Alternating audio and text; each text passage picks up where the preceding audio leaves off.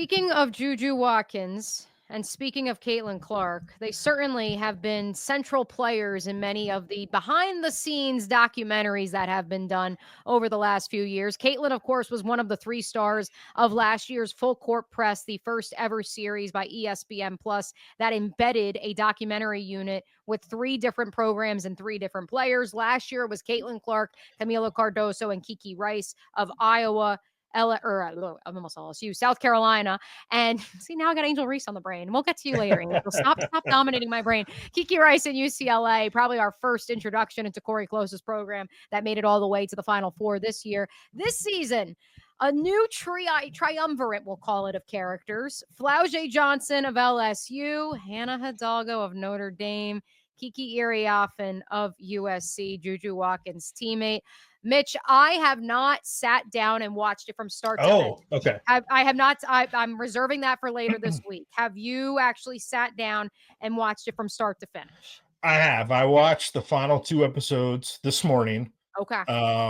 And yeah, I have some thoughts. Let's hear them. And you can spoil it. I'm sure many of our listeners have heard it. There's not much to spoil. Like, we all kind of saw the season. I wouldn't say like there's a lot of shocking stuff to be revealed. I do want to say, like, I think Full Court Press is a good thing, and I think it's a good product.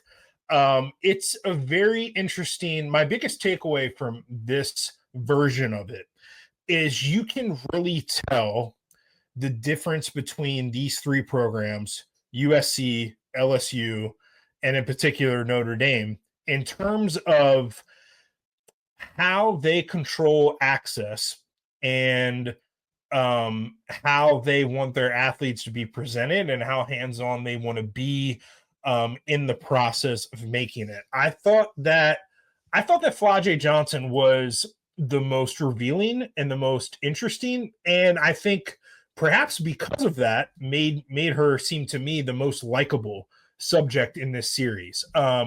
There were times where she was really, really vulnerable, and we really did get an inside look at kind of the key beats of her season. There was the start of the season where she's kind of reckoning with, this is my team now, and Angel Reese is no longer here, and the whole thing.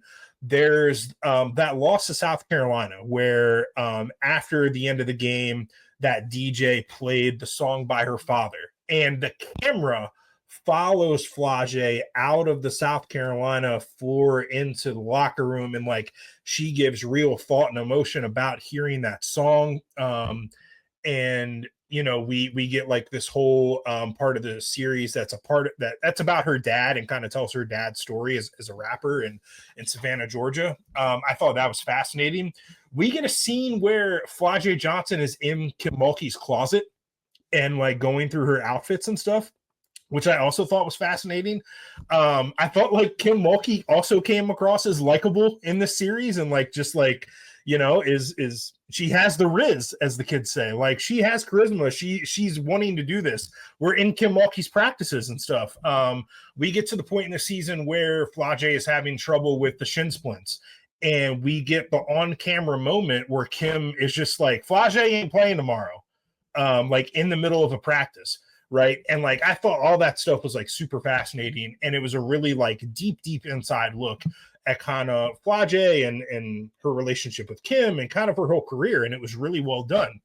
Then you go to the part of USC. And while I didn't think that Kiki Iriafen was as interesting as Flau'jae Johnson, it was a really interesting, like behind the scenes look at their program as well. And like you go with them to Paris, and there's a lot of stuff.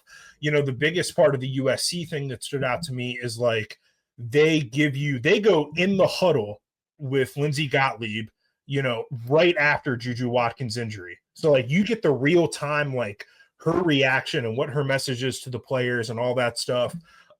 You also go in the locker room with them after that second round win over Mississippi State. I thought that was really well done. So like that was a big like key emotional moment, and like ESPN was there and they had the content and they had the footage, and like it was really well done.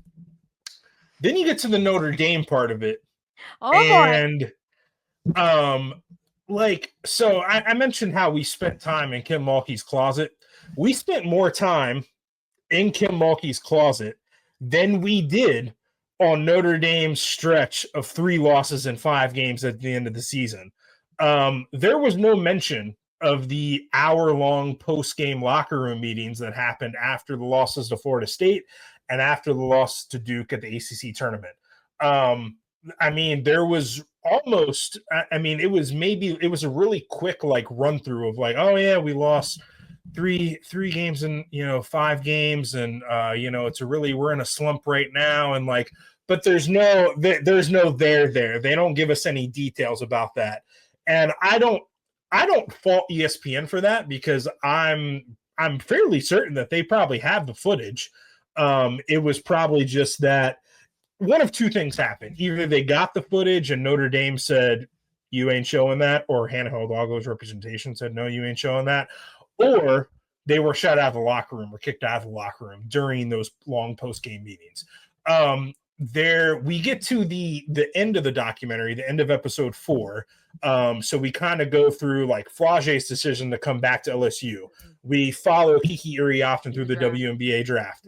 You know what else happened around that same time? Olivia Miles decided to transfer to TCU, the team that they lost to in the Sweet 16. And there's no mention there. It's mentioned that Olivia Miles enters the transfer portal, but there's no mention that she goes to TCU. And they just like kind of play this clip of like these news anchors talking about the people who have left Notre Dame, and then you get a little meeting between Hannah Hidalgo and Neil Ivey. I just like, we spent more time with like Hannah Hidalgo making TikToks than we did of like what actually happened with Notre Dame at the end of the season. However, there is a pretty viral, if only meme, yes, that's going around. I know plenty of folks that I've spoken to were kind of surprised that that topic even was approached, given the nature of Notre Dame historically, not only with their views potentially on, some more conservative viewpoints, we'll call it, but additionally, many of the rumors and the underbelly that has swirled regarding why Olivia Miles potentially could have transferred. Yeah, there was a clip. I think this is in episode 2. Maybe it's in episode 1. I can't remember. One of the first 2 episodes where an interviewer is talking to Olivia Miles, and they bring up the Candace Owens Don Lemon video that she Hannah shared. Hidalgo, you mean? Not, or I'm sorry.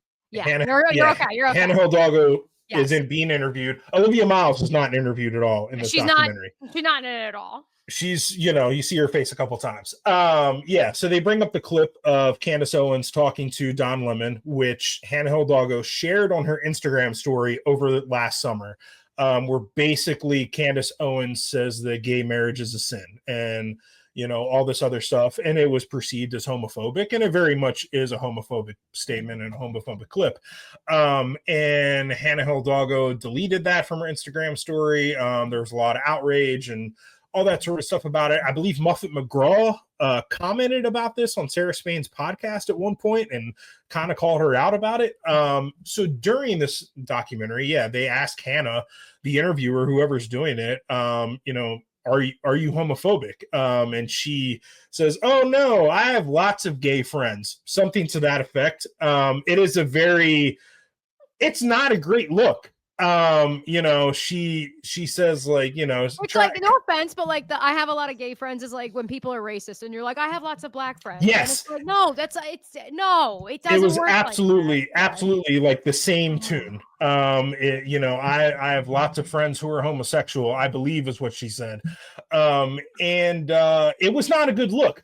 But like based on the rest of the documentary, where like we don't get access into Notre Dame's locker room during those pivotal moments late in the season, either after the losses to NC State, we don't go in their locker room. After the loss to Florida State, the hour-long post-game meeting, not in their locker room at all. After the loss to Duke at the ACC tournament in Greensboro, North Carolina, not in their locker room at all. Based on that is not in there, but this part of the documentary interview where she claims to not be a homophobe is in there.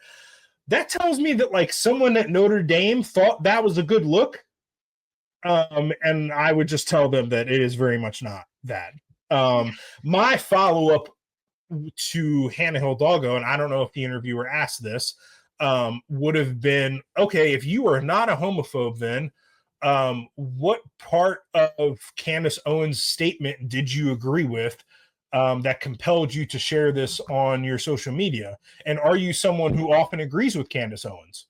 That would have been my follow up. But so yeah, so those are my thoughts in whole about Full Court Press. I hope they do it again next year.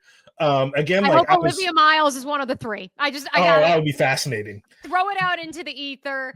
We need more Mark Campbell. He became a star this spring. In light of the Sedona Prince cover-up situation, which I'm realizing we didn't even include that in the rundown. Maybe we get to that in last call. Point being, yeah, it's a great, compelling series. I appreciate ESPN shining the light on women's basketball, but I don't know if we will ever know what occurred at Notre Dame, our national champion, the final month of the 2024-2025 season, Mitch. It's confounding. I had some hope after like that clip in the first two episodes. I was like, okay, maybe we'll get to some stuff here in the last two. No, we did not. We did not get to anything.